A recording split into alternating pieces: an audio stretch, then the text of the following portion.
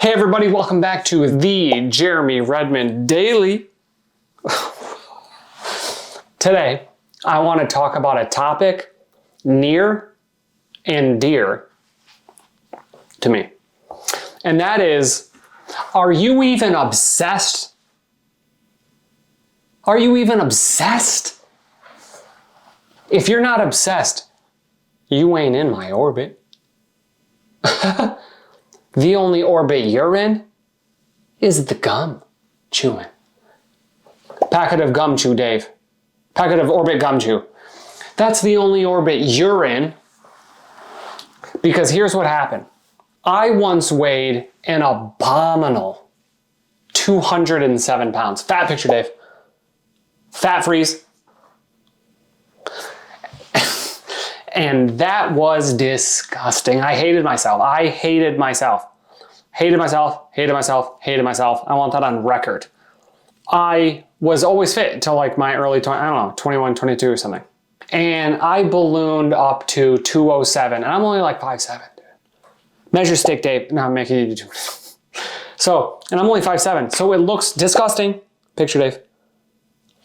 I have since lost almost 55 pounds. 55 pounds.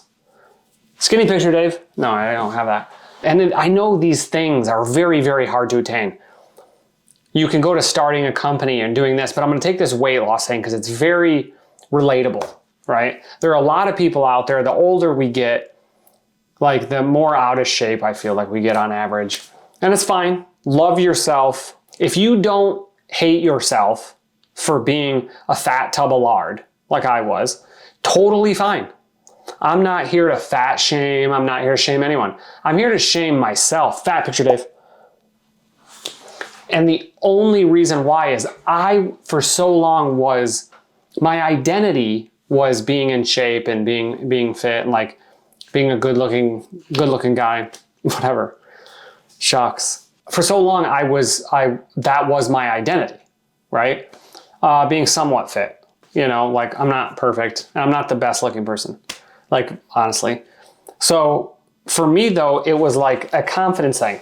Kind of like how you look is how you feel is how you perform, right? So for me, it was like I didn't have any confidence in any room I walked in and any board meeting or investor. I didn't feel good. Those are the only people I'm talking with, right? Talking to. So like, be good in your skin, feel good in your skin. If you are truly confident and you love how you look, great, not for you. But you can also hang on to this obsession piece. I'm just using this as a conduit. When I started on this journey, I started to lose 5 pounds, and then I struggled a little bit, and then I would lose 5 more, and I would switch it up, and then I would lose 5 more. And like this happened over the course of like a year and a half, right? Over a year and a half, I lost like 40-ish pounds. 40 pounds, something like that. So like I would fluctuate over the last 10 years from like low 60s to high 80s, high 80s. And because I would always just lose motivation and time and ebb and flow, and building a company is fucking ridiculously hard. But for me, it always came in confidence. I didn't want to be like a fat founder.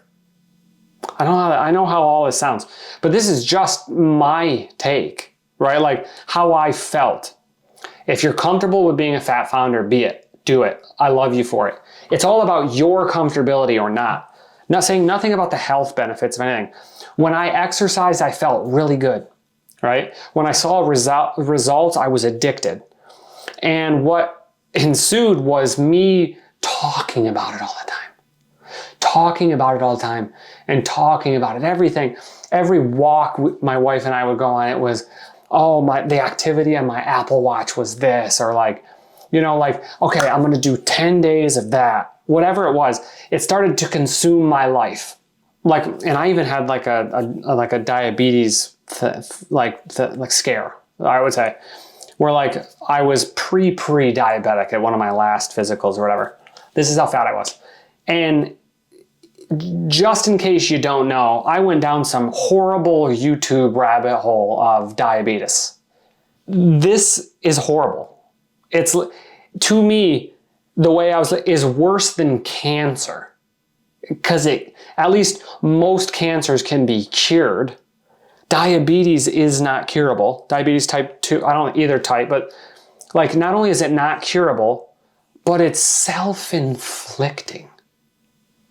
Not a doctor, by the way. Not a doctor. Just a YouTube watcher.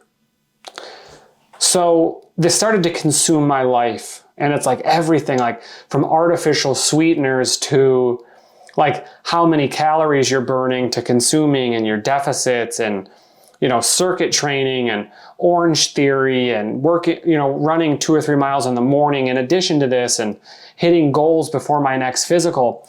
Everything started, what I could eat, getting off like carbs, like so doing low carbs and low sugar. Say nothing about my horrible Starbucks drinks. I was pumping 9 pumps of sugar, brown sugar in my Starbucks. Okay? These were horrible things to me because I felt it, not like anyone else was telling me anything. It was just for me. I was like, then I started to feel this tingling in my hands and feet. And I was like, all right, I got to do something about this. I started to get serious, and then it started to I don't want to be like this. I don't want to look like this. Looking like this doesn't make me feel confident. And I want to feel good to look good, or look good to feel good. And then I want to be, I want to irradiate that confidence. And I eventually did accomplish this goal. Is it getting widened out? Anyway, I did accomplish this goal. I lost 55 pounds. And it was hard. It was really hard going to bed hungry every day. Like I love food, right? But I loved the way I looked, felt better, and it was always that trade-off. And I feel like it was very cathartic to talk about this to everyone that was around me. And I know how annoying it is where like everyone around you is like, oh my God, he can't do this. He can't eat that. Oh, how do I know this? 'Cause he's talking about it all the time. But I did what a lot of people at my age of a healthy 33, 34 years of age, most people don't do this. Most people never hit their goals. I've been like weight loss goals, and everyone can kind of relate to this in one form or another. Some people do, and then they gain it all back. And then some people, and it's like, say nothing about like how being obsessed in business is like a necessity when you're a founder. This relatable topic of like weight loss, being in shape, being healthy, just healthy with yourself. Again, not saying anything to anybody about what weight they should be. You have to be obsessed with your goals. Obsession is the healthiest thing you can do to reach your goals. I remember this quote, and Dave, make sure this quote gets in places. And it's, you are what you think about all day. Okay, that was paraphrased from probably a bunch of stuff. If you're thinking nothing but weight loss, nothing but it, that's all you can think about, it's all you can talk about, you will get there. You will get there, right? And bringing this back to business topic, you will get there if business to me right now is all I think about, all I do, all I want to do. 2 of my best friends like went out to lunch one day or whatever when I was out of town, and they were like, "Oh, dude, it's good to like get rid of Jeremy for a little while because all he wants to talk about is business."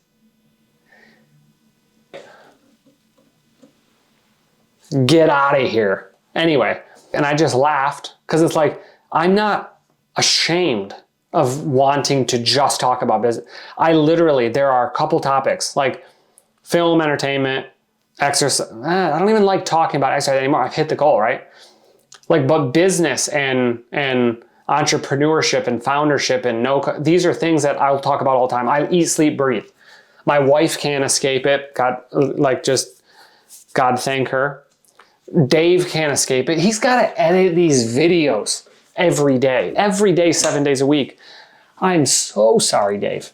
I don't even like conversations that aren't involving business and hustling and reaching your goals, your long-term goals, your short-term goals, setting a goal, working toward it, working hard, right? Coming from nothing. These things I love more than anything.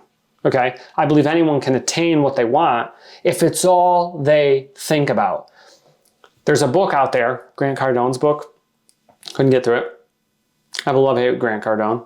He has a book like Be Obsessed or Be Average. And it's like, that's the truest thing. You cannot have something consume your life and be average at it. You can't.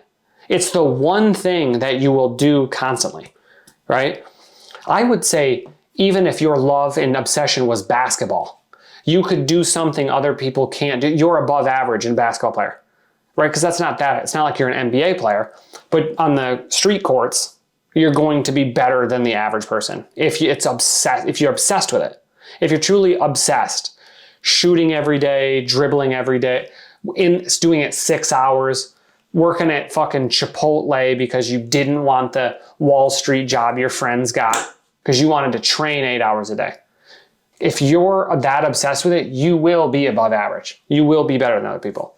I am obsessed with my goals and achieving them. Doesn't matter what they are. At this point, I am obsessed with getting you to comment in the comment section and tell me what is your obsession and can I help you? What is your obsession?